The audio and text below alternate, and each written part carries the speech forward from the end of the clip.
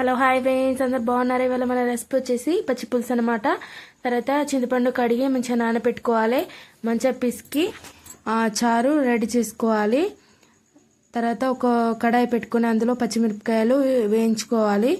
తర్వాత ముందుగా మనం పిసికి పెట్టుకున్నాం కదా చారు, అందులో పచ్చియే ఉల్లిపాయలు వేసుకోవాలి.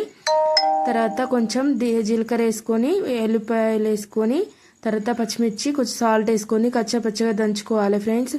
తర్వాత ఇందులో మనం చారు ఉంది కదా అందులో కలుపుకోవాలి. కొంచెం కొత్తిమీర కూడా వేసుకోవాలి. తర్వాత ఇంకో బగోని పెట్టుకొని అందులో జీలకర్ర, ఆవాలు అండ్ ఎండుమిర్చి, కరివేపాకు అండ్ పసుపు వేసేసి మంచిగా ఫ్రై కానివ్వాలి. తర్వాత ఈ పోపులో ఈ చారు పోసుకోవాలి. అంతే ఫ్రెండ్స్, రెడీ. పచ్చి పులుసు ఎంతో టేస్టీ ఉంటుంది. ఉప్మాలోకి కూడా చాలా బాగుంటుంది. మీరు కూడా తప్పకుండా ట్రై చేయండి ఫ్రెండ్స్. సబ్స్క్రైబ్ అయితే చేయండి ఫ్రెండ్స్. బాయ్.